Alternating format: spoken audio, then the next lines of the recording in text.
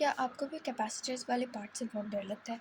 आज की वीडियो में हम लोग कैपेसिटर्स और कैपेसिटेंस के बारे में सब कुछ पढ़ने वाले हैं इन डिटेल।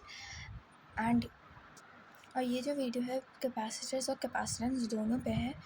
एंड इसमें सब कुछ जो भी कवर अप करना है नीट के लिए और 12th बोर्ड्स के लिए, 12th के रिस्पेक्ट में, प्लस नीट वगैरह या कोई भी कॉम्पिटिटिव एग्ज़ाम के लिए, लाइक सब कुछ कवर्ड इसमें। लिटरली ये रिवाइज मैं करवा रही हूँ बट बहुत अच्छे से मैं समझाऊँगी। तो कैपेसिटर्स में जो है, कैपेसिटर्स होते क्या हैं? कैपेसिटर्स जो है ना, वर्ड ही डिराइव होता है एक टर्म कैपेसिटी से। ठीक है, ये टर्म कैपेसिटी से होता है डिराइव। तो कैपेसिटर जो है ना, कोई एक डिवाइस टाइप का होता है जो चार्ज स्टोर करने में मदद करता है। चार्ज के अलावा हम एनर्जी भी कह सकते हैं, क्योंकि हमें पता है कोई भी अगर चार्ज हमें दे रहा है तो उसको एनर्जी भी मिल रही होगी, राइट? मतलब अब ये अपना कॉन्सेप्ट बना के रख लिए कि जो कोई भी डिवाइस है तो उसमें अगर चार्ज फ्लो हो रहा है तो एनर्जी भी फ्लो हो रही होगी ऑब्वियसली। क्योंकि अगर हमें पंखा चलाना है तो पंखे के लिए अंदर सर्किट में चार्ज घूम रहा होगा। चार्ज के साथ साथ एक एनर्जी भी तो होना चाहिए ताकि ये घूमे, ताकि ये कन्वर्ट हो मैकेनिकल एनर्जी में। तो इसीलिए हमें एनर्जी की बहुत ज़रूरत है उसको वर्क करवाने के लिए बेसिकली, ठीक है ना, उस डिवाइस को। तो इसलिए चार्ज के साथ एनर्जी फ्लो होगा। अगर चार्ज फ्लो हो रहा होगा तो ऑब्वियसली इलेक्ट्रिसिटी भी होगी। इलेक्ट्रिसिटी अभी हम नहीं पढ़े, हम कैपेसिटर्स के बारे में पढ़े। कैपेसिटर्स का दूसरा नाम ही कंडेंसर होता है। काफ़ी एग्ज़ाम में पूछा जाता है इनडायरेक्टली ये टर्म इस्तेमाल करके क्वेश्चंस। एंड बच्चे भूल जाते हैं कि कैपेसिटर ही के बारे में पूछ रहे हैं, बट लोगों को नहीं याद रहता है। कंडेंसर भी बोलते हैं इसको। कैपेसिटर जो होता है, क्या होता है, एक असेंबली होता है। Assembly of what? Assembly of two conductors kept in front of each other. ठीक है, अगर एक दूसरे के सामने दो हम पैरेलल ही ज़रूरी नहीं है, बट हाँ, एक दूसरे के सामने फेसिंग ईच अदर दो कंडक्टर्स रख दें। कंडक्टर्स मैंने बोला, मैंने यहाँ पे प्लेट नहीं बोला है या कुछ भी, मैंने यहाँ पे कंडक्टर्स बोला है। कोई भी दो कंडक्टर को फेसिंग ईच अदर सामने रख दें एक दूसरे के, उसी यूनिट या सिस्टम को हम कैपेसिटर कहते हैं। अब इस कैपेसिटर की ज़रूरत क्या है? अब ऐसा इमेजिन कीजिए, अगर हमें होज़, आप जानते हैं होज़ मतलब एक पानी डालने का ऐसे पाइप काइंड ऑफ होता है। तो गार्डन में लाइक पानी डालने के लिए इस्तेमाल किया जाता है। तो सोचो उसका जो मेन पानी का वो है सोर्स, वो काफ़ी दूर है। सोचो बहुत ही दूर है नदी।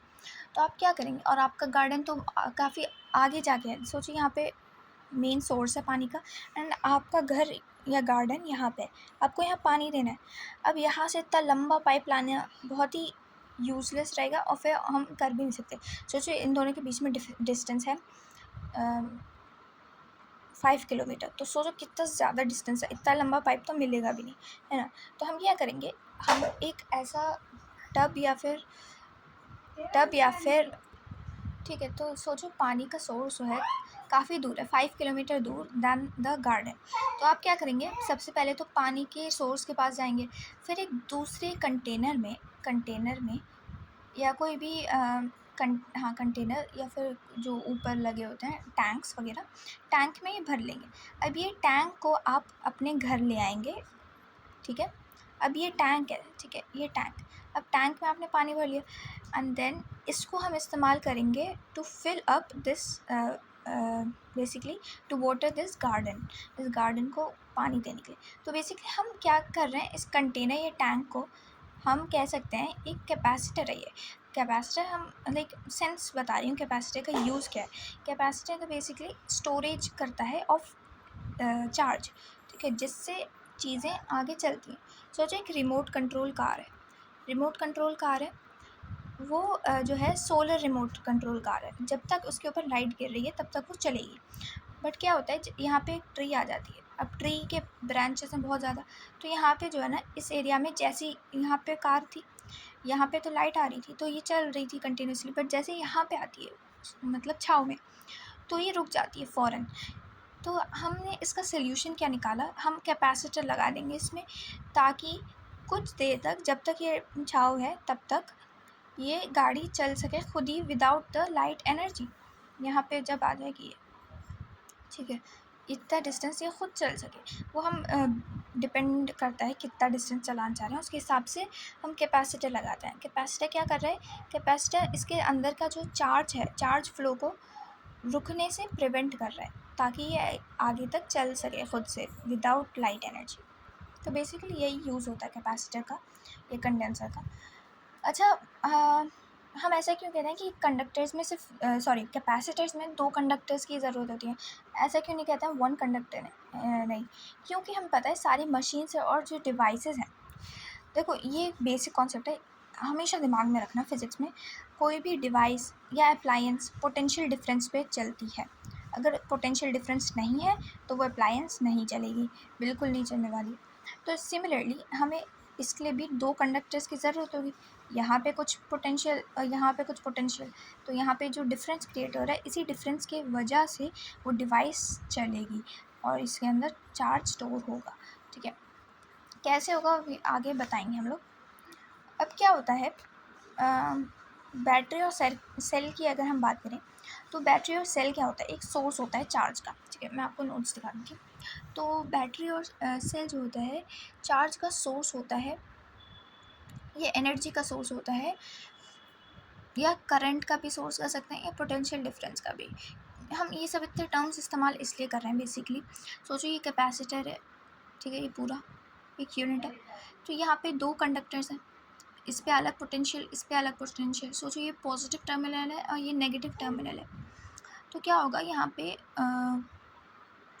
इसके बीच में बहुत सारे प्लस एंड माइनस आयन्स होंगे प्रेजेंट, ठीक है, या चार्जेस होंगे प्रेजेंट। ठीक है, और ये मेटल प्लेट्स बेसिकली कंडक्टर ही मान लो, ये आयनिक सोल्यूशन है इसके बीच में, और ये पॉजिटिव टर्मिनल है, ये नेगेटिव टर्मिनल। ये जो पूरा सिस्टम है इसको हम बैटरी कहते हैं, इसको सेल कहते हैं, सॉरी। और सेल, ऐसे सेल और लाइक कॉम्बिनेशन में हम लगा दें तो उसको हम बैटरी कहते हैं, that is combination of cell को हम बैटरी कह रहे हैं।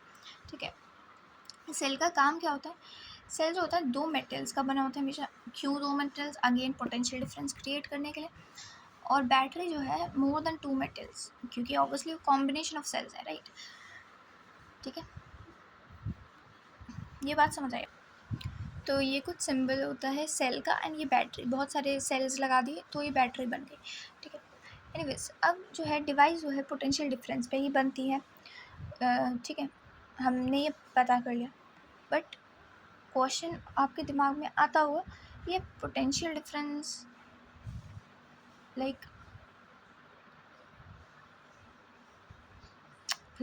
कैसे डेवलप हो रहा है पोटेंशियल डिफरेंस। तो क्या होता है, हमें अगर कैपेसिटर को चार्ज करना है, इसके अंदर पोटेंशियल डिफरेंस लाना है, तो ऑब्वियसली हमें क्या करना पड़ेगा, इसको कोई भी सेल या सोर्स ऑफ चार्ज से कनेक्ट करना पड़ेगा, और यही सोर्स ऑफ चार्ज हमारा एक सर्किट में सेल कहलाता है।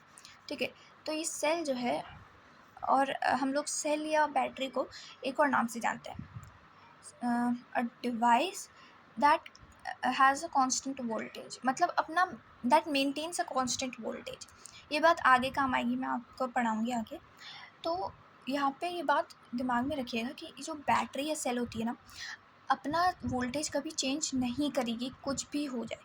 अब पैरेलल सीरीज़ में क्या होगा वो हम आगे पढ़ेंगे, बट ये बात याद रखिएगा। ठीक है, तो इसका वोल्टेज जो है, हम लोग बैटरी या सेल के वोल्टेज को स्पेसिफिकली ईएमएफ कहते हैं। ईएमएफ भी एक टाइप का पोटेंशियल डिफरेंस ही होता है, बट हम डिटेल में पढ़ेंगे। ठीक है, अब ये जो है सोर्स ऑफ चार्ज, सॉरी, तो चार्ज जो है यहाँ नेगेटिव, कोई भी ये पॉजिटिव होती है बड़ी प्लेट, हम कन्वेंशन लेते आ रहे हैं, और ये नेगेटिव प्लेट होती है, तो पॉजिटिव प्लेट से पॉजिटिव चार्ज निकलेगा, नेगेटिव प्लेट से नेगेटिव चार्ज निकलेगा। अब ये जो चार्ज डिस्ट्रीब्यूट है, वो हर दोनों ईच प्लेट के पास चला जाएगा। अब यहाँ पे जैसे ही प्लेट के पास आए, कौन सी प्लेट है, कंडक्टिंग प्लेट्स हैं जो कैपेसिटर बना रही हैं, 2 कंडक्टिंग प्लेट्स। तो क्या है, यहाँ पे जैसे ही ये आएगा तो यहाँ पे एक्यूमुलेट हो जाएगा चार्ज, है ना, इसके ऊपर क्या होगा, क्योंकि रिपल्जन होगा नेगेटिव नेगेटिव चार्ज का, तो ये सरफेस पे आ जाता है, यहाँ पे बिल्कुल, यहाँ पे सरफेस पे, ये देखें, ये वाला सरफेस, ये वाली जो लाइन दिख रही है, ये सरफेस पे यहाँ पे नेगेटिव नेगेटिव चार्ज भर जाता है, और यहाँ पे पॉजिटिव चार्ज भर जाता है बहुत सारा। अब इसके आगे क्यों नहीं जा रहा है, ये सवाल आपको खुद आना चाहिए, बट मैं फिर भी बता देती हूँ, क्योंकि यहाँ तक एक रास्ता था इस चार्ज को फ्लो करने का, एक मेटल वायर लगा था, बट यहाँ पे आते ही यहाँ वैक्यूम है इसके बीच में कुछ नहीं है, इसके बीच में कुछ नहीं है। तो इसीलिए हम कह रहे हैं कि जो है यहाँ पे आगे चार्ज नहीं जाएगा। Charge, air is not a conductor of electricity, right. तो चार्ज कैसे फ्लो हो सकता है एयर के थ्रू? नहीं हो सकता ना, पता है ना। और यहाँ पे चार्ज होता है इस इन आउटर सरफेस पे ज़ीरो रहता है, आउटर सरफेस पे ज़ीरो रहता है, और यहाँ पे जो इनर सरफेस है इस पे ही चार्ज रहता है, याद रखिएगा, ठीक है। अब ये चार्ज आ गया है ना, ये चार्ज आ गया, प्लस क्यू माइनस क्यू। कई बार क्या होता है, अगर नेगेटिव टर्मिनल ना भी हो, वैसे अगर नेगेटिव टर्मिनल से नहीं कनेक्टेड है तो हम उसको कनेक्टेड मानेंगे ही नहीं उस कैपेसिटर को। बट मैं आपको बता रही हूँ कि यहाँ पे इंडक्शन के थ्रू भी हो सकता है, और जब भी इंडक्शन होगा तो याद रखिएगा, अगर इस साइड पे पॉजिटिव आ रहा है तो दूसरी साइड पे इक्वल मैग्नीट्यूड का बट ऑपोजिट चार्ज आएगा, दैट इज़ नेगेटिव क्यू आएगा, और डिफरेंस नहीं, ठीक है। अब क्यू आ गया, हमने फील्ड्स में क्या पढ़ा था, फील्ड पैदा हो जाती है ड्यू टू पोटेंशियल।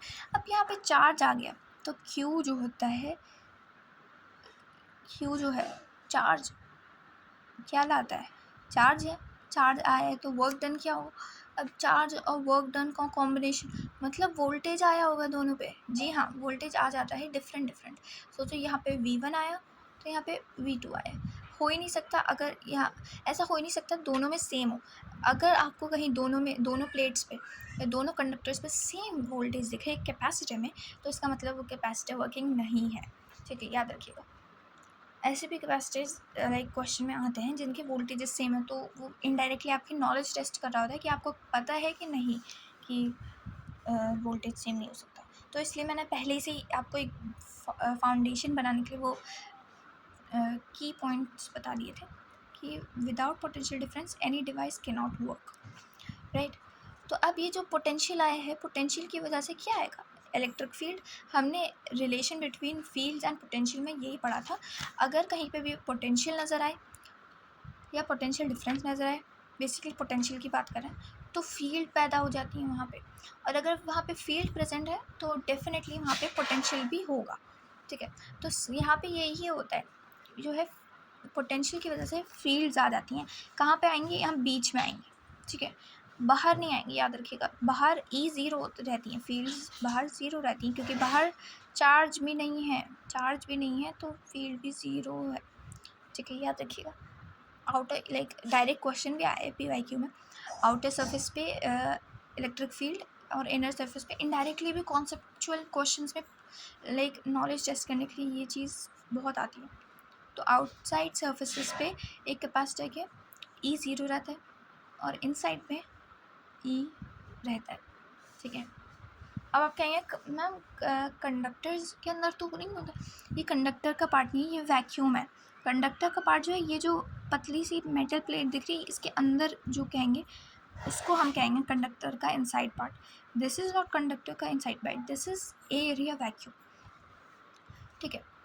अब कहा जाता है कि अगर ये चार्ज हो जाए तो क्या बैटरी की अभी भी ज़रूरत है, हमें लगे रहने देना चाहिए, वो डिपेंड करता है। देखो, अगर आपको कंटिन्यूसली लाइक कंटिन्यूस सप्लाई चाहिए चार्ज का, ठीक है, तो लाइक कंटिन्यूसली आप कैपेसिटर पे डिपेंड कर रहे हैं, कोई डिवाइस डिपेंड कर रही, तो ऑब्वियसली उसको बार बार चार्ज की होने की ज़रूरत है, तो आप बैटरी लगे रहने देंगे या सेल लगे रहने देंगे।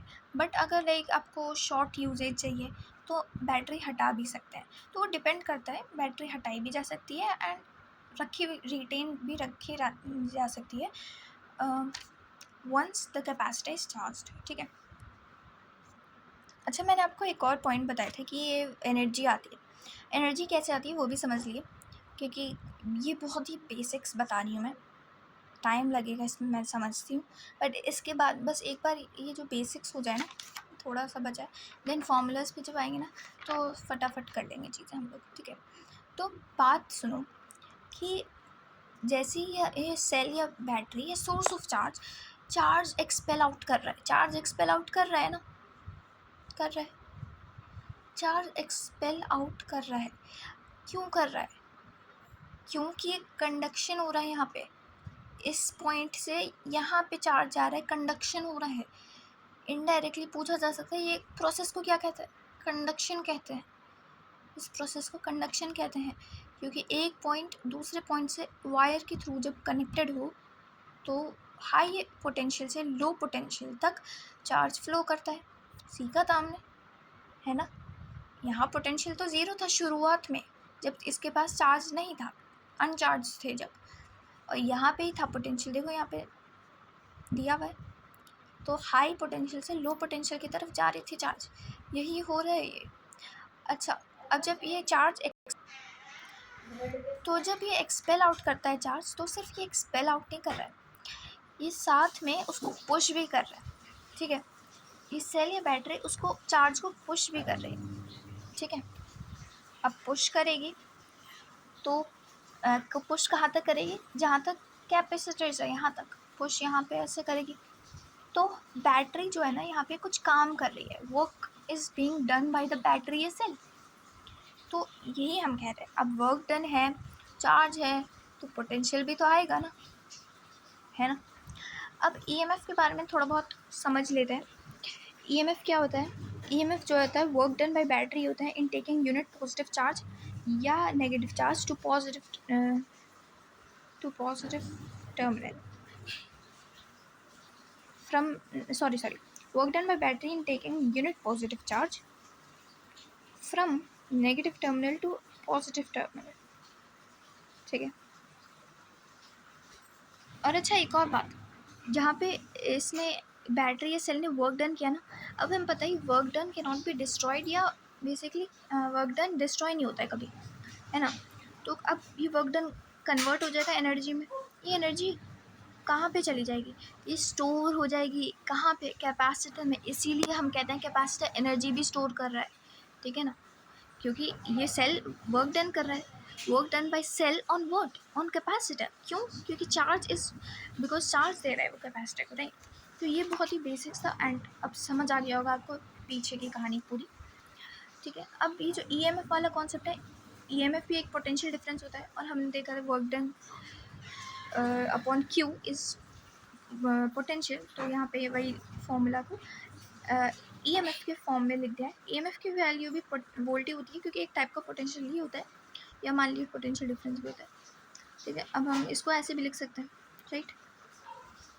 अब यहाँ पे लिखा है when battery charges capacitor it performs work, 50% work is lost in form of heat in the wiring, this is why wires are hot when touched, समझ आ गया होगा आपको। And 50% work is stored in capacitor if capacitor is initially uncharged, ठीक है। Always, हाँ, तो 50% का डिवीजन हो रहा होता है यहाँ पे एनर्जी का, 50% एनर्जी लॉस हो गया, 50% स्टोर हो गई इन कैपेसिटर्स। अब ये जो एनर्जी स्टोर हो रही है कैपेसिटर में, किस फॉर्म में, कहाँ पे स्टोर होती है, यहाँ पे हवा में नहीं ना, this energy is stored in the form of fields. ये फील्ड्स क्यों है, इसी वजह से, मतलब फील्ड्स तो पोटेंशियल की वजह से, but energy is being stored in the fields itself. हमने फील्ड्स में पढ़ा था एनर्जी स्टोर होती है फील्ड्स में, राइट। तो यहाँ पे वही हो रहा है, जो एनर्जी वर्क डाउन से आ रही है, बैटरी जो कर रहा है, तो ये फील्ड्स के फॉर्म में स्टोर हो जाती हैं कैपेसिटर्स के बीच में, ठीक है। अब एक कैपेसिटर में जो होता है वोल्टेज जो होता है वही ईएमएफ होता है, याद रखिएगा, ठीक है। अब ये जो ईएमएफ होता है, ये जो वोल्टेज होता है बेसिकली, ये वोल्टेज जो है ना पोटेंशियल नहीं होता है, वोल्टेज इज पोटेंशियल डिफरेंस, याद रखिएगा, ठीक है। अब सोचिए ईएमएफ या वोल्टेज दिया गया है बट पोटेंशियल ना दिया हो, तो क्या करेंगे हम लोग। तो देखो कई बार ऐसे कैपेसिटर्स पे लाइक वोल्टेज वी से दिखा दिया जाता है, या फिर डायरेक्टली ई से। ई बेसिकली मोस्टली बैटरी के लिए इस्तेमाल किया जाता है, और वी जब दिखाई जाए तो वो कैपेसिटर्स के लिए दिखाया जाता है, एक बेसिक डिफरेंस है, ठीक है। अब मैं कैपेसिटर्स का एग्जांपल दे के समझा रही हूँ। सोचिए यहाँ पे वोल्टेज दिया हुआ है इस कैपेसिटर का, ठीक है। तो बट पोटेंशियल नहीं दिया है, पोटेंशियल मतलब इस प्लेट का इंडिविजुअल जो है वो दिया नहीं है, तो हम एज्यूम कर सकते हैं। सोचो वी जो है 10 है, 10 है, तो मैं इसको +7 ले लेती हूँ, ठीक है, नहीं +12 ले लेती हूँ, +2 वोल्ट, और इसको मैं ले लेती हूँ माइनस -2 वोल्ट। ज़रूरी नहीं है प्लस माइनस में लें, प्लस प्लस में भी ले सकते हैं, बस डिफरेंस क्रिएट होना चाहिए इसके बीच में, ठीक है। अब इसको जब माइनस करेंगे हम लोग, 12 माइनस 2 तो 10 आएगा, v के बराबर, v क्या था 10, तो 10 तो हम खुद ले सकते हैं, बट याद रखिएगा ऐसे लिएगा कि पॉजिटिव वाला बड़ा हो, पॉजिटिव वोल्टेज, नेगेटिव प्लेट का वोल्टेज, सॉरी मैंने गलत बोल दिया कि से ज़रूरी नहीं है प्लस माइनस हो, प्लस प्लस भी हो सकता है, गलत है वो, प्लस माइनस ही होगा, क्यों, क्योंकि ये पॉजिटिव प्लेट है, ये नेगेटिव प्लेट है, इस पर प्लस क्यू चार्ज है या इस पर नेगेटिव क्यू चार्ज है, क्यों, क्योंकि ये कनेक्टेड है नेगेटिव टर्मिनल ऑफ बैटरी से और ये पॉजिटिव टर्मिनल ऑफ बैटरी से कनेक्टेड, ठीक है, तो इसलिए प्लस माइनस लेना ज़रूरी है, तभी क्रिएट होगा पोटेंशियल डिफरेंस, ठीक है। तो ये देखिए ऐसा होगा, समझे, ऐसे याद रखिएगा, मोस्टली पॉजिटिव वोल्टेज को बड़ा लिएगा दैन नेगेटिव वोल्टेज, ठीक है, नेगेटिव प्लेट का वोल्टेज बोल लीजिए, ठीक है। कई बार हम लोग ऐसे भी लेते हैं, जैसे बैटरी में जो है ईएमएफ दिया होता है, सोचिए 10 वोल्ट,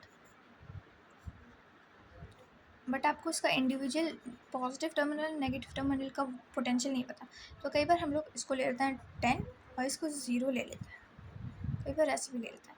इसका बेस्ट एग्जांपल है अर्थिंग, जो पावर हाउस से लाइन आती है हमारे घर में लाइव वायर के थ्रू, वो होती है अप्रॉक्स 220 वोल्ट ऐसा कुछ मान लीजिए, तो क्या होता है दूसरा वायर भी अपने घर तक लाने के लिए, क्यों दूसरा वायर ला रहे हैं, पोटेंशियल डिफरेंस क्रिएट करने के लिए क्यों ला रहे हैं, क्योंकि बैटरी या अप्लायंसेस सारे electric devices work on potential difference only, तो दूसरा वायर भी लाना पड़ेगा हमें, तो हम क्या वापस वो इतना लंबा वायर पावर हाउस से अपने घर तक लाएंगे, ऑब्वियसली नहीं, तो हम क्या करते हैं डायरेक्टली एक अर्थिंग करवा देते हैं। अर्थिंग से क्या होता है, एक तरफ पोटेंशियल 0, दूसरी तरफ जितना भी आ रहा है voltage from the power house, मान लो 220 वोल्ट है, तो यहाँ पे एक पोटेंशियल डिफरेंस क्रिएट हो गया, वापस से एक वायर लाते इतने दूर से यहाँ पे लगा दे, और ये तो लाए, एक तो लाना पड़ता है ये देखो, ठीक है, क्योंकि हमें ज़्यादा वोल्टेज चाहिए या उसके हिसाब से, ठीक है, दूसरा अभी हम तक कॉस्ट बढ़ जाता है, एक्सपेंसिव रहता है ये सब, ठीक है। अर्थिंग हम लास्ट में पढ़ेंगे तो हम उसमें पढ़ ही लेंगे, ठीक है। अच्छा, चार्ज होना कैपेसिटर का मतलब क्या है, बता सकते हैं, चार्ज होना कैपेसिटर जब भी बोला जाए तो ये हमेशा मैंने आपको पहले ही बता दिया, चार्ज ऑन कैपेसिटर मतलब इनर सरफेस पे चार्ज रहता है, आउटर पे नहीं, ठीक है। एनीवेज ये हो गया हमारा, अब बेसिक्स लाइक हमारे हो गए, हम लोग जल्दी जल्दी सीरीज़ पैरेलल सर्किट्स वगैरह पढ़ेंगे। तो सबसे पहले तो हम फॉर्मूला इस चैप्टर के शुरुआत में जो हर कोई पढ़ाता है वो कोई डेरिवेशन से नहीं आता है, ये ऑब्जर्वेशंस एक्सपेरिमेंट्स वगैरह से आया है, Q इक्वल सी वी, क्योंकि क्यों आया है, क्योंकि Q हमें पता है डायरेक्टली प्रोपोर्शनल होता है V से, जितना ज़्यादा चार्ज उतना ज़्यादा पोटेंशियल क्रिएट होता है, तो इसकी वजह से Q इक्वल सी वी हो गया। सी वी एक टाइप का कांस्टेंट होता है, इसलिए हमने सी वी लगाया, जिसको हम कैपेसिटेंस भी कहते हैं, और ये जो कैपेसिटेंस है ये होता है एबिलिटी टू होल्ड चार्ज, ठीक है। Q क्या होता है, charge on inner surface positive terminal, V होता है voltage between plates of the capacitor, and जो यूनिट होती है इसकी खुद ही देख लिया, कूलम पर वोल्ट या फैराड, ठीक है, ये भी कह सकते हैं कूलम पर। अच्छा, ये जो है कैपेसिटेंस की यूनिट बता रहे हैं, कैपेसिटेंस की यूनिट बता रहे हैं, ये मत समझिएगा चार्ज की बता रहे हैं, क्योंकि अब कैपेसिटेंस के रिस्पेक्ट में लिखे हैं तो Q अपॉन V हो जाएगा, Q का होता है कूलम यूनिट एंड वोल्टेज का होता है वोल्ट, तो कूलम पर वोल्ट इसलिए होगा, ये कैपेसिटेंस का यूनिट याद रखिएगा, कैपेसिटेंस का है, ठीक है। अब पोटेंशियल एनर्जी के 3 मेन फार्मूलाज इस चैप्टर में हमें पढ़ना है। तो पहला होता है Q²/2C, दूसरा होता है हाफ CV², तीसरा होता है हाफ QE, कोई भी लगा सकता है जो भी इंफॉर्मेशन दी है उसके रिस्पेक्ट में। U क्या है, एनर्जी जो स्टोर हो रही है कैपेसिटर में, ठीक है, कैसे हो रही है वो सब हम समझ चुके हैं। और ये जो फॉर्मूला है सिर्फ और सिर्फ कैपेसिटर्स के इस्तेमाल होंगे, ठीक है। अच्छा, अब तीसरा फॉर्मूला जो हम पढ़ने वाले हैं वो होगा एनर्जी डेंसिटी का। एनर्जी डेंसिटी क्या होता है? वो एनर्जी जो पर यूनिट वॉल्यूम में बेसिकली स्टोर हुआ है। अच्छा, ये वॉल्यूम का कॉन्सेप्ट कैसे आ गया? तो देखो, हम लोग लाइक लिटरल टर्म्स में कैपेसिटर्स पढ़ते हुए ये भी बात करते हैं कि अगर हमें energy like whenever required इस्तेमाल करनी, दैट इज़ इंग्लिश में बोलूँ तो to use energy whenever required या needed, it must be confined within a small volume of space. हम क्या बोल रहे हैं? Small volume of space. अब इसी स्मॉल वॉल्यूम ऑफ स्पेस को हम कैपेसिटर कह देते हैं। ये एक तरीका है डिफाइन करने का। और देखा जाए तो ये जो प्लेट्स हैं, कंडक्टर्स हैं, इसके बीच में कुछ वॉल्यूम क्रिएट हो रही है ना, तो वही वॉल्यूम को हम यहाँ पे डिफाइन कर रहे होते हैं।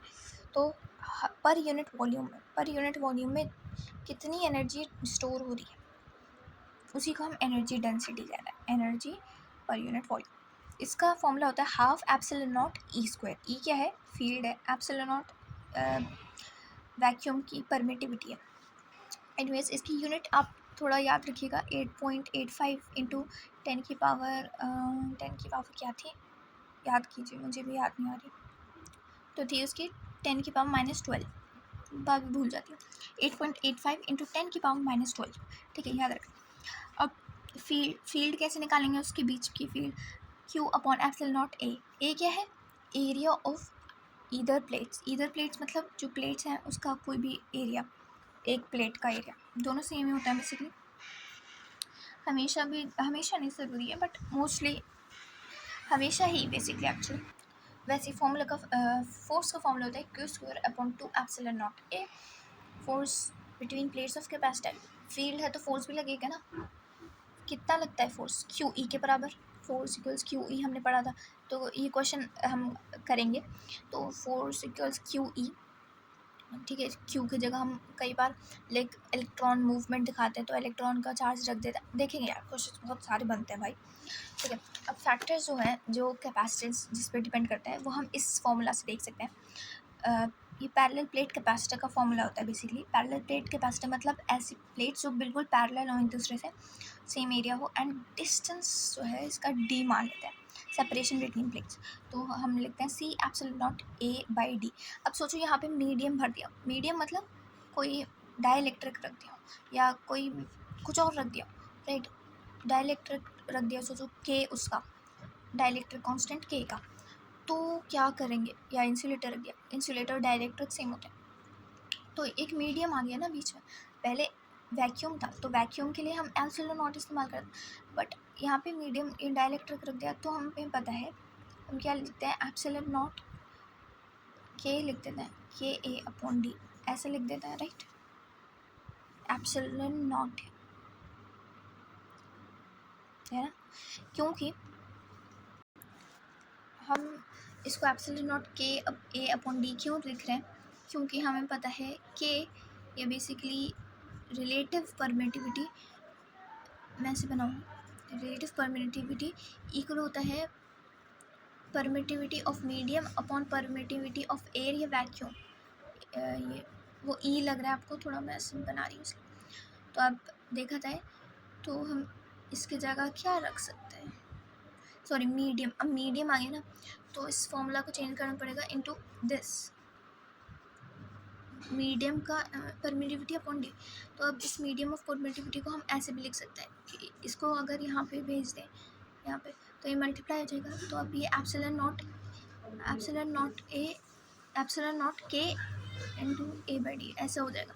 तो ये ऐसे आए यहाँ पे, ठीक है, जब आ जाए, ठीक है, यहाँ पे ये लिखा।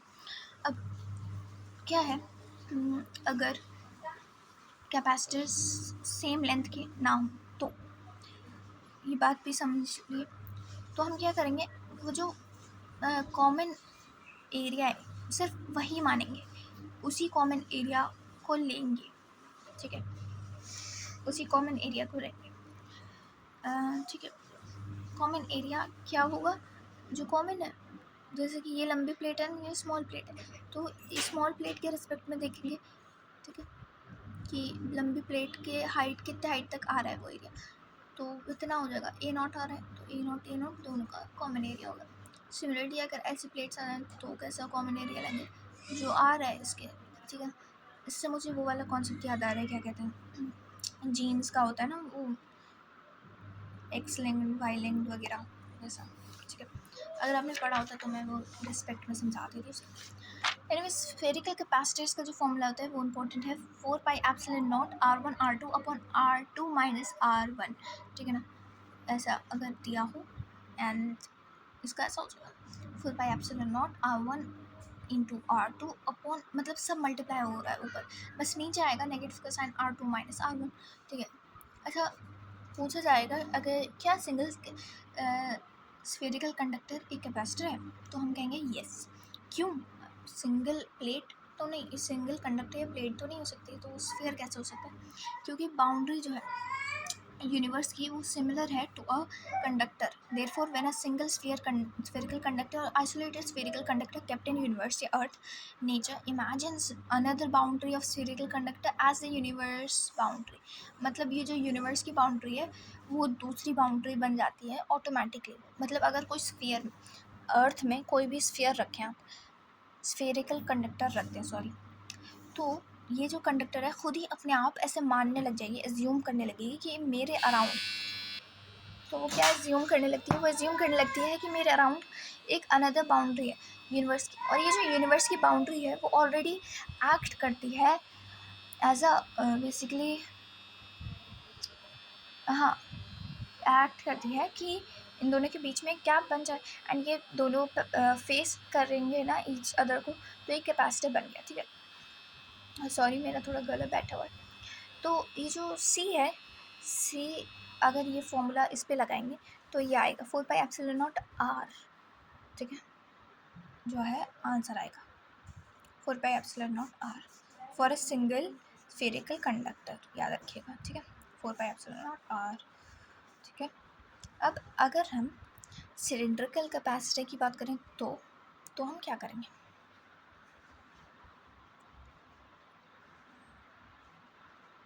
बेसिकली इसको आप इतना लंबा चौड़ा करने के बजाय लॉजिकली भी सोच सकते हैं। सिंगल कैपेसिटर वैसे ऐसा हो नहीं रहा है, बट मैं इस फॉर्मूला को याद करने के लिए बता रही हूँ कि इस फॉर्मूला में सिंगल स्फेरिकल कंडक्टर का निकालना है ना, तो R1 बचा, सिर्फ R, चलो R1 बचा, सॉरी R1 बचा, ठीक है, एक सेकेंड सॉरी, कुछ नहीं, अच्छा वो गलत था थोड़ा, हाँ। तो सिलिंड्रिकल कैपेसिटर्स की हम बात करें तो सिलिंड्रिकल कैपेसिटर्स कुछ ऐसे दिखते हैं, क्योंकि मैंने बताया ना दो कंडक्टर्स जो आपस में फेस कर रहे हैं एक दूसरे को, ऐसे कंडक्टर्स को ही हम क्या कहते हैं? Capacitors, right. तो ये एक स्मॉलर कंडक्टर है, उसके अराउंड बिगर कंडक्टर है, इन दोनों का डिस्टेंस R2, इसका R1, ठीक है, ये L और ये L, ठीक है। इसका फॉर्मूला क्या हो जाएगा? 2πε0 L upon log E upon R2 upon R1, ठीक है। अब जल्दी से हम पढ़ते हैं इलेक्ट्रिक सर्किट्स के बारे में। तो इलेक्ट्रिक सर्किट जो है बहुत तरीके के होते हैं, series, parallel, Wheatstone bridge, symmetry of circuit, general circuit. But डरिए मत, इस चैप्टर में हमें सिर्फ ये दोनों पढ़ना है। क्यों? क्योंकि देखिए ये जो इलेक्ट्रिक सर्किट्स है मैं एक कॉमन टॉपिक की तरह पढ़ा रही हूँ, क्योंकि इलेक्ट्रिक सर्किट्स कैपेसिटर्स और रेजिस्टर्स बेसिकली जो हम इलेक्ट्रिसिटी वाले चैप्टर में पढ़ने वाले हैं वो दोनों में सेम होता है, बिल्कुल सेम होता है। मतलब अगर आपने कंडक्टर्स में ये सारे पढ़ लिए तो आपको वहाँ पे जाके पढ़ने की ज़रूरत, कंडक्टर्स कह रही हूँ सॉरी, कैपेसिटर्स में अगर आपने सारे सर्किट्स पढ़ लिए वहाँ जाके बिल्कुल ज़रूरत नहीं पड़ेगी। वहाँ कंडक्टर्स की जगह, ये चीज़ की जगह आपको रेजिस्टर्स दिखने लगेंगे कुछ ऐसे, बस यही डिफरेंस होगा, ठीक है। तो इतना डरने की बात नहीं है इस चीज़ में। और दूसरी बात, हम मेनली उस चैप्टर के लिए ये 3 सर्किट्स छोड़ देंगे, ये दोनों हम इसी चैप्टर में पढ़ेंगे, उस चैप्टर में भी थोड़ा बहुत रिवाइज कर लेंगे, बट मेनली मैकेनिज्म चीज़ों का सेम होता है एग्जैक्टली, ठीक है। तो कुछ टर्मिनोलॉजीज़ हैं, शुरू करने से पहले मैं बता दूं जंक्शन क्या है, इसको पढ़ने की ज़रूरत नहीं है, मैं आपको समझा देती हूँ अलग से। तो जंक्शन क्या होता है? जंक्शन होता है कोई भी अगर 3 से ज़्यादा वायर्स अगर एक पॉइंट पे आके मीट करें, ठीक है। तो कई बार ऐसा होता है ना, थोड़ा सर्किट बना के दिखा देती हूँ आप लोगों को समझने के लिए। तो ये ऐसा होता है, तो ये 3 वायर्स ऐसे आ रहे हैं, तो कई बार ऐसे दिखा दिया जाता है ना, ऐसा।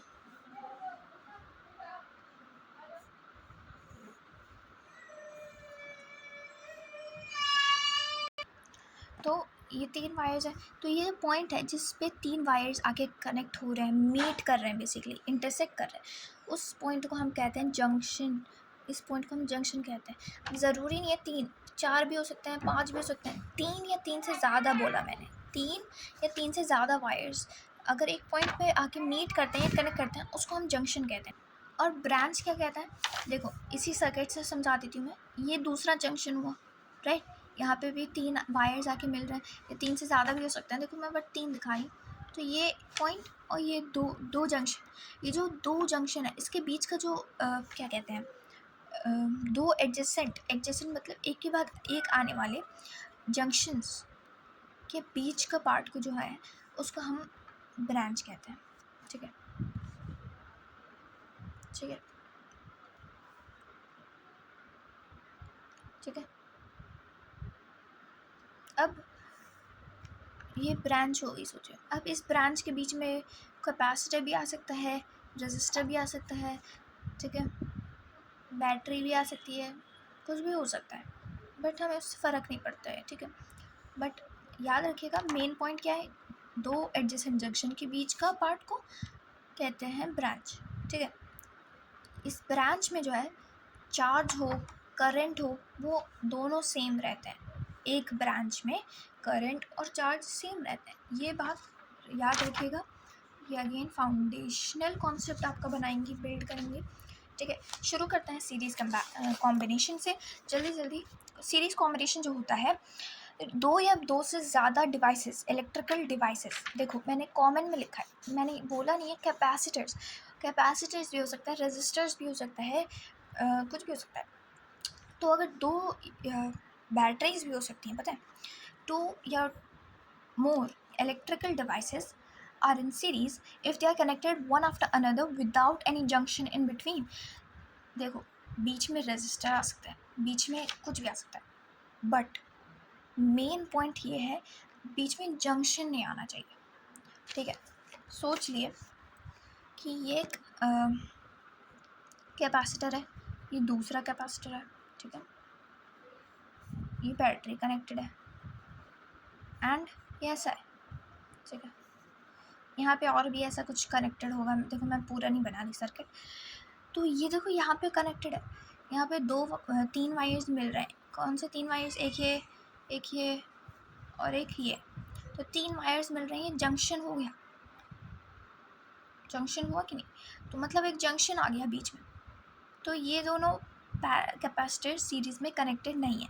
देख के लोग क्या कहते थे, अरे सीरीज़ में कनेक्टेड है, एक लाइन में है, क्योंकि एक लाइन की बात नहीं है, बात यह है जंक्शन नहीं आना चाहिए बीच में, ठीक है।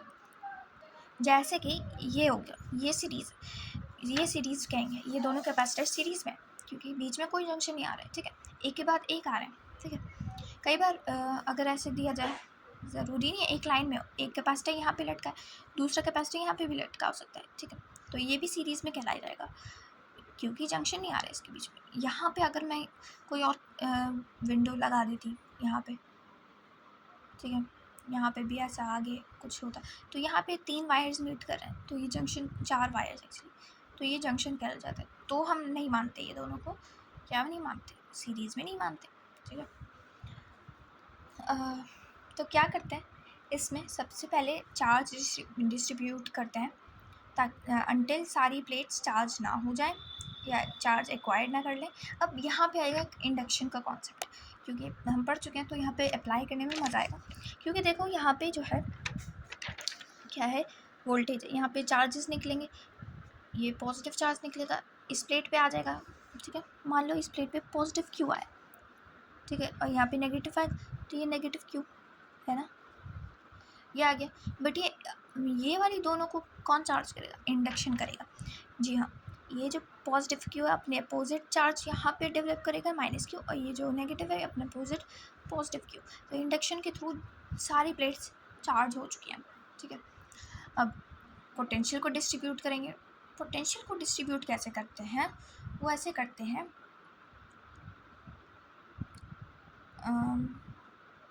जैसे इस पे V1 आया, इस प्लेट पे इस पे V2 आया है ना, तो ठीक है, इस पे अगर इस प्लेट पे V1 आया और इस प्लेट पे V2 आया, अब इन अंदर वाली प्लेट्स को वोल्टेज कौन देगा? तो इसका आंसर है कंडक्शन। देखो, कंडक्शन और इंडक्शन में डिफरेंस समझिए। इंडक्शन मतलब चार्ज का इंड्यूस करना दूसरे नियर बाय कंडक्टर पे, ठीक है, और ये था इंडक्शन। कंडक्शन का मतलब होता है जब दो बॉडीज मेटालिक वायर या कोई भी कंडक्टिंग वायर से कनेक्टेड हो तो पोटेंशियल आ जाता है दोनों पे, और कितना पोटेंशियल आता है? इक्वल पोटेंशियल आता है दोनों पे, ठीक है। तो यहाँ पे भी होगा, ये V1 अगर यहाँ पे V2 आया, यहाँ पे V1 इस पॉइंट पे, तो ये कंडक्शन की वजह से यहाँ पे भी ले आएगा।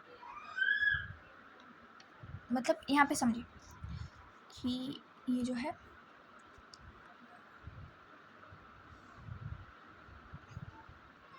नहीं सॉरी, ये थोड़ी ना इनके बीच में वायर, इन दोनों के बीच में वायर थोड़ी ना है, तो यहाँ पे ये कंडक्ट ही करे। कंडक्शन कहाँ होगा? यहाँ पे अगर वोल्टेज आया तो ये क्योंकि कनेक्टेड है दोनों पॉइंट्स, तो इन दोनों पे वोल्टेज जो है सेम हो जाएगा, तो इसी को हम कंडक्शन कह रहे हैं, ठीक है।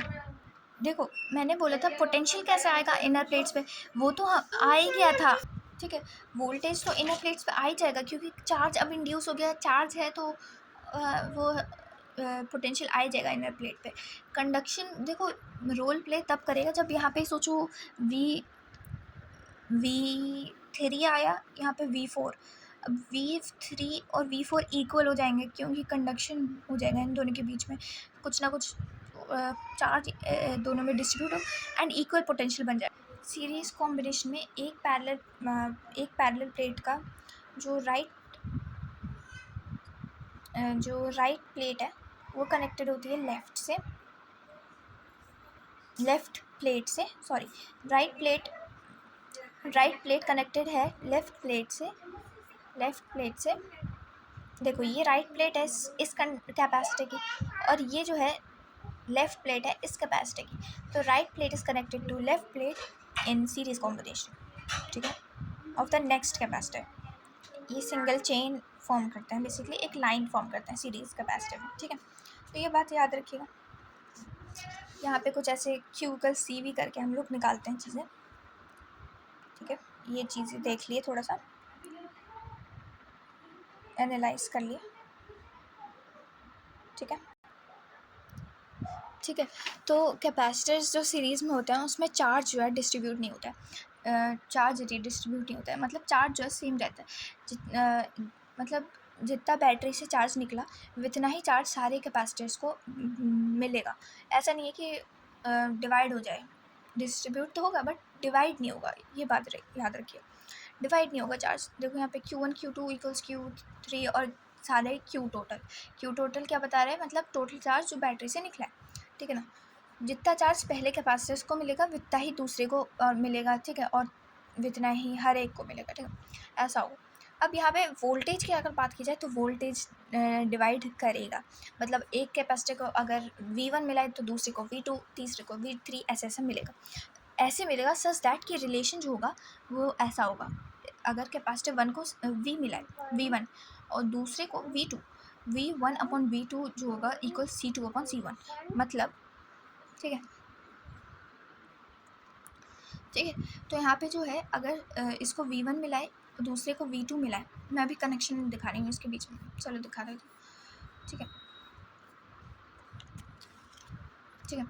तो अगर इसको V1 मिला है, इसको V2, तो इसका जो है कैपेसिटर वो C1 है, कैपेसिटेंस C1 है, उसका कैपेसिटेंस C2 है। तो अगर हमें इसका रेशियो जो है V1/V2 इक्वल्स होगा C2/C1, ऐसा होगा कुछ, ठीक है। क्योंकि ऐसा क्यों होगा? क्योंकि खुद करके आप देख लिए, अगर हम ऐसा रखें तो यही आएगा। मतलब अगर हम इस एग्जांपल में देखें, ये जो एग्जांपल यहाँ पे दिया है, तो V1 यहाँ पे दिया है ऐसा कुछ, तो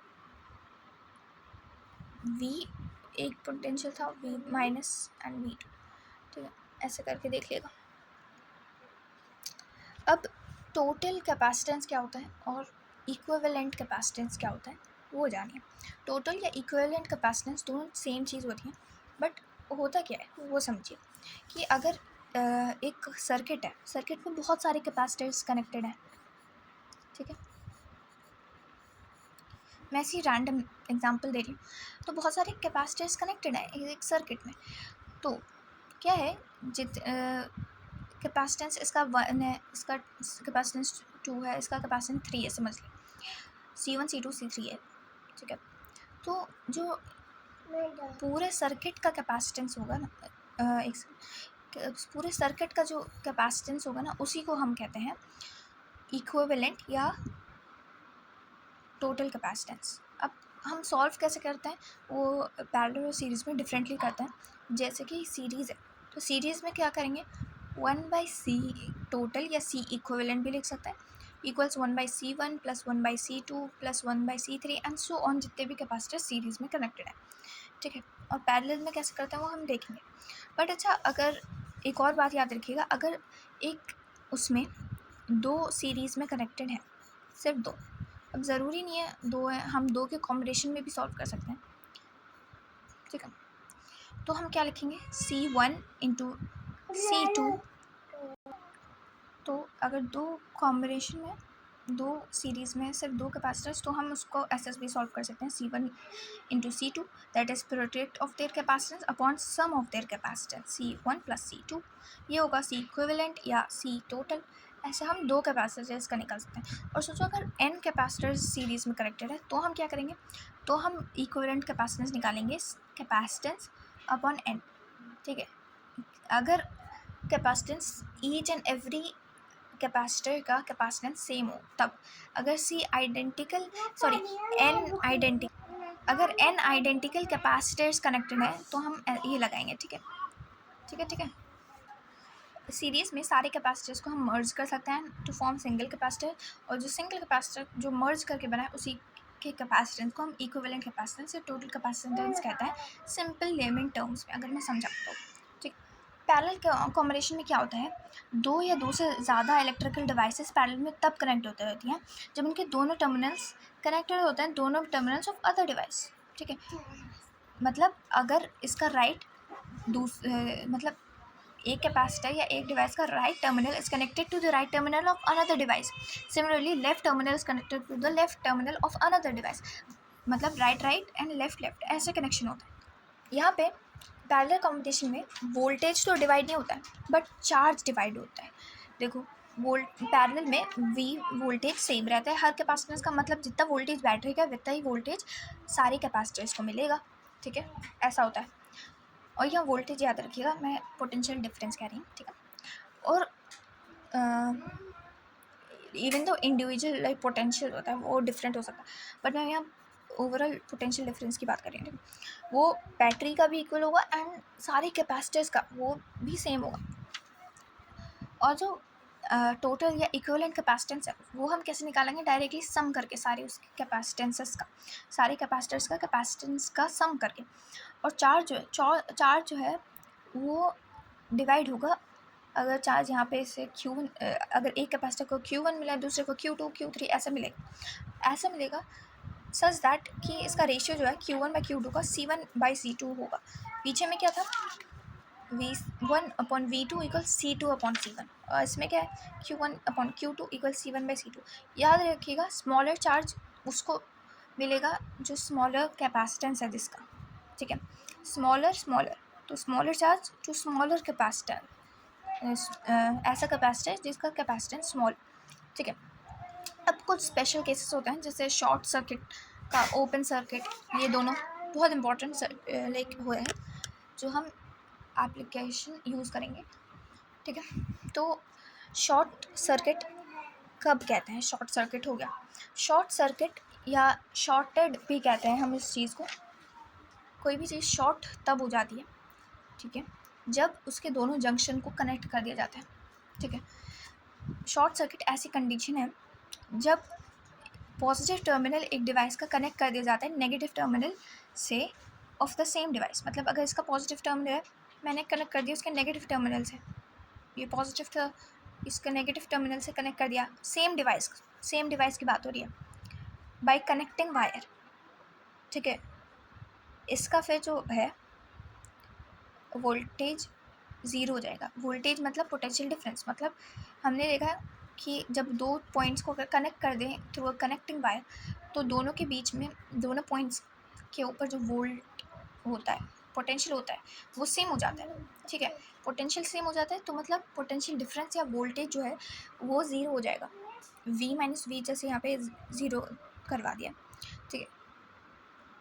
अब यहाँ पे बीच में कुछ आना नहीं चाहिए, याद रखिएगा, कुछ आ गया तो वहाँ पे भी डिवीजन हो जाएगा पोटेंशियल का, तो गलत हो जाएगा, ठीक है।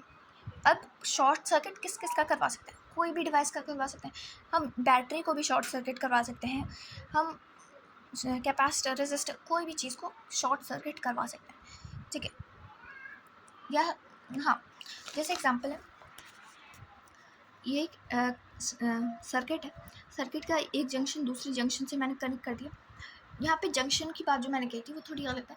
बात यह है कि पॉजिटिव और नेगेटिव, बट देखा जाए तो जंक्शंस को भी अगर हम कनेक्ट कर दें तो भी उसका शॉर्ट सर्किट हो जाएगा, क्योंकि वोल्टेज यहाँ पे और यहाँ पे सेम हो जाएगा, potential difference across this zero हो जाएगा, तो ये पूरे ब्रांच का जो पोटेंशियल है वो ज़ीरो हो गया, पोटेंशियली वोल्टेज ज़ीरो हो गया। अब वोल्टेज ज़ीरो हो जाएगा तो मतलब ब्रांच ये पूरी वर्क करना बंद कर जाएगी, ठीक है।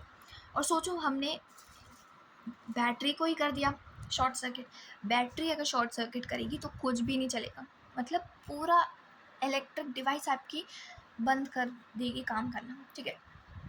तो जो हमने बचपन से पढ़ा है ना, शॉर्ट सर्किट हो गया मतलब करंट लग गया, वो गलत मीनिंग है। Short circuit is something voltage zero हो जाना, कोई भी डिवाइस या अप्लायंस का वर्किंग स्टॉप हो जाना, that's what we call short circuit. Open circuit क्या है, ओपन सर्किट ऐसा सर्किट होता है या एक ऐसी कंडीशन होती है जहाँ पे one terminal is connected and other terminal is left unconnected.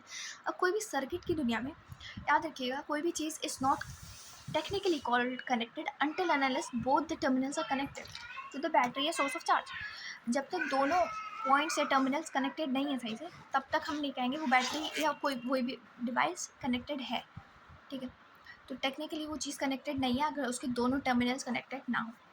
अब देखो, अगर हमें नंबर ऑफ़ कैपेसिटर्स निकालने काम आ सकते हैं कोई भी रीज़न से, क्वेश्चन में देखेंगे हम, तो याद रखिएगा अगर आपको नंबर ऑफ़ कैपेसिटर्स निकालना है तो याद रखिएगा number of capacitors are always less than number of plates. अगर 3 कैपेसिटर हैं, अगर 4 नहीं 6 प्लेट्स हैं, देखो 1 2 3 4 5 6 प्लेट्स हैं, बट कैपेसिटर्स कितने हुए, कैपेसिटर्स कितने हुए 3, राइट। तो मैं बात जो कह रही थी वो ऐसे कंडीशन पे है, सोचिए अगर ये एक कैपेसिटर है, सॉरी ये एक प्लेट है कंडक्टिंग प्लेट, ये एक कंडक्टिंग प्लेट है, ये एक कंडक्टिंग प्लेट है। अब पूछ लिया जाए कितने कंडक्टर्स हैं इसमें, तो आप देखिए ऐसे निकालेंगे n-1 करके, n-1। अब ये n क्या है, n मतलब नंबर ऑफ़ प्लेट्स, यहाँ पे 3 है, ठीक है। तो कितने कैपेसिटर्स बन रहे हैं, 2, देखा जाए देखो 1 और ये 2 है ना, तो बस यही है।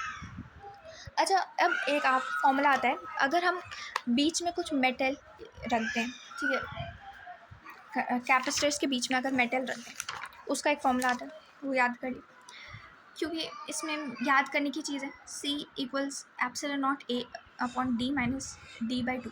अब देखो ये एक सिंगल मेटल है, ठीक है, तो बहुत कॉम्प्लेक्स हो जाएगा कि अगर आप इन दोनों को एक कैपेसिटर माने, फिर इन दोनों का कैपेसिटर माने, फिर इन दोनों का कैपेसिटर, वेरी डिफ़िकल्ट।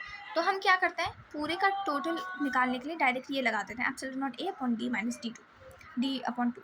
मतलब सिंपली देखा जाए बहुत सिंपल फॉर्मूला है, देखा जाए कि ये पार्ट को हमने हटा दिया अपने कॉम्प्लेक्सिटी को आसान करने के लिए, राइट, सिंपली।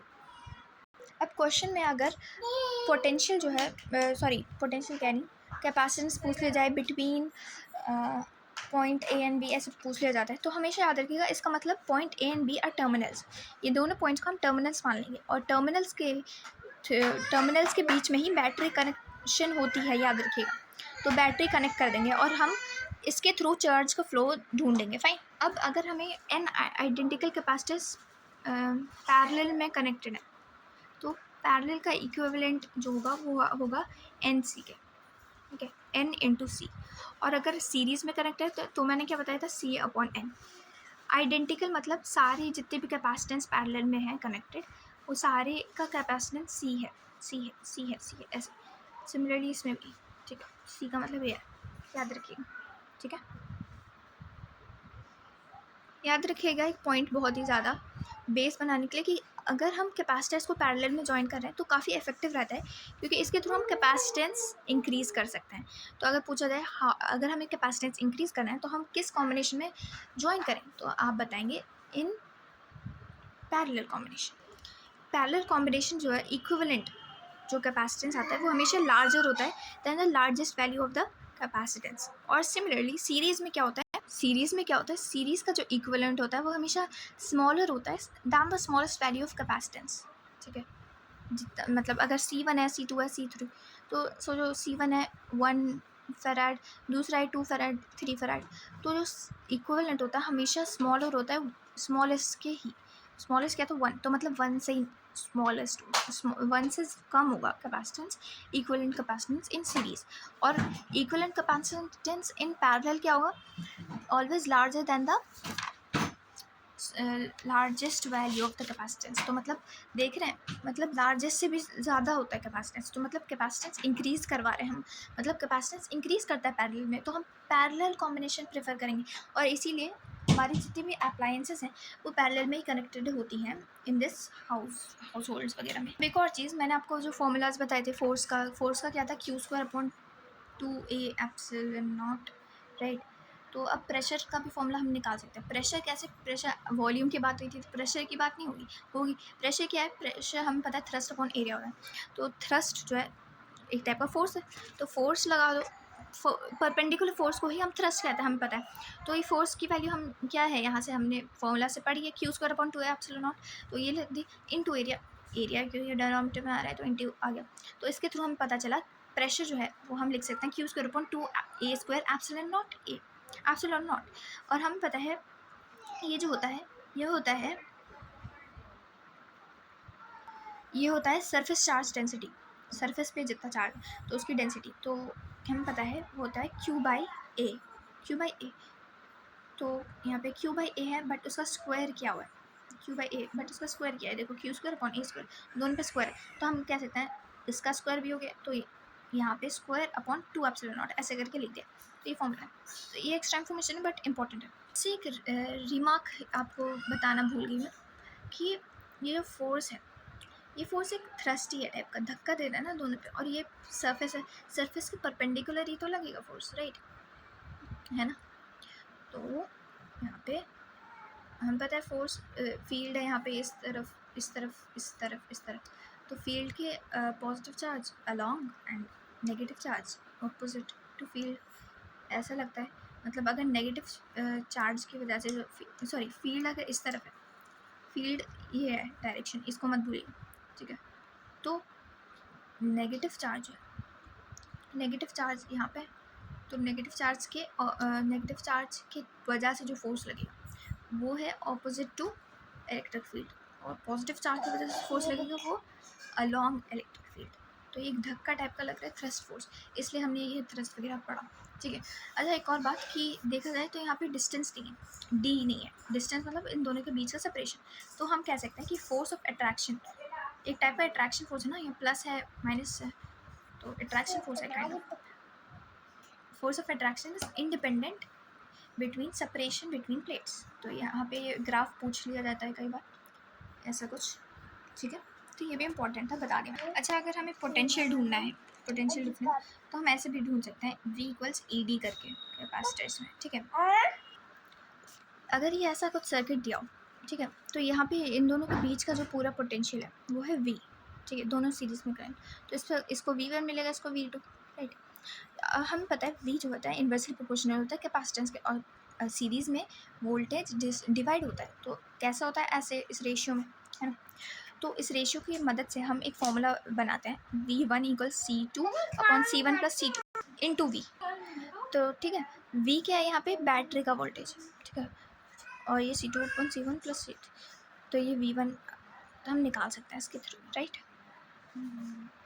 अब एक इम्पॉर्टेंट फॉर्मूला आता है जो बहुत सारे क्वेश्चन पूछा जाता है, कॉमन पोटेंशियल का। मतलब अगर दो कैपेसिटर्स आपको इनिशियली चार्ज मिल जाए और फिर उसको कनेक्ट कर दिया जाए, ऐसे कई क्वेश्चंस आपको मिलेंगे। जैसे मैं आपको एग्जांपल दे के दिखा रही हूँ कि दो कैपेसिटर्स कनेक्टेड हैं ऐसे ऐसे, अब उनको चार्ज्ड हैं ऐसे ऐसे, अब उनको कनेक्ट कर दिया गया है सच दैट ब्ला ब्ला ब्ला। फिर हमें कॉमन वोल्टेज, अब कॉमन वोल्टेज निकालने का फॉर्मूला है ईजी तरीका, क्योंकि लंबा टाइम लगता है ऐसे क्वेश्चंस करने में, तो ये फॉर्मूला हम याद कर लेते हैं, which is C1 into C1 V1 plus minus लग सकता है दोनों के बीच, इन plus minus C2 into V2 upon C1 plus C2। ठीक है, ये कॉमन पोटेंशियल निकल जाता है। अब एनर्जी लॉस का भी इस्तेमाल होता है। एनर्जी लॉस हमने याद की थी 50% वायर में लॉस हो जाती है एंड 50% स्टोर हो जाती है कैपेसिटर्स में, राइट। तो अब कभी कभार डिफरेंट नंबर परसेंटेज भी कर सकती है लॉस। तो एनर्जी लॉस कैसे निकालें हम, ऐसे एनर्जी लॉस ऐसे उसमें क्वेश्चन में कैसे निकालें, तो हम ऐसे निकालेंगे 1/2 C1 C2 upon C1 plus C2 into V1 minus plus या प्लस माइनस V2 का स्क्वायर। अब देखो V1 और V2 जो है वो है वोल्टेजेस बिफोर कनेक्टिंग, याद रखिएगा, ठीक है, सॉरी। तो V1 और V2 जो है वोल्टेजेस है before connection of the capacitors, याद रखिएगा, बहुत इंपॉर्टेंट है। अब प्लस माइनस कब लगे ये पता करने के लिए देखो, प्लस तब लगता है जब कैपेसिटर्स का जो कनेक्शन है वो positive with positive, negative with negative हो। मतलब पॉजिटिव टर्मिनल पॉजिटिव से कनेक्टेड है, नेगेटिव टर्मिनल नेगेटिव से कनेक्टेड है। ऐसा कंडीशन कहाँ होती है, ऐसा कंडीशन हम पैरेलल में देखते हैं, ठीक है। मतलब पैरेलल कनेक्शन किया गया कैपेसिटर्स के बीच में, तो हम पॉजिटिव लेंगे इसके बीच में, ठीक है। और नेगेटिव कब लेंगे, नेगेटिव साइन तब लेते हैं जब कैपेसिटर जो है कनेक्ट होता है such that positive connected negative से एंड नेगेटिव है कनेक्टेड विद पॉजिटिव, ठीक है। ऐसा सीरीज में देखा जाता है शायद से, है ना। तो ये एक फॉर्मूला हो गया एंड ये एक फॉर्मूला हो गया, इन दोनों को याद करना है, इंपॉर्टेंट है, क्वेश्चन पूछे जाते हैं इन पे। एंड अगली वीडियो में हम लोग क्वेश्चंस की कैटेगरीज करने वाले हैं बहुत सारे, उसमें भी अलग अलग लाइक रिजल्ट्स याद करने के मिलेंगे आपको, तो वो देखना मत भूलिएगा, इंपॉर्टेंट क्वेश्चंस वगैरह।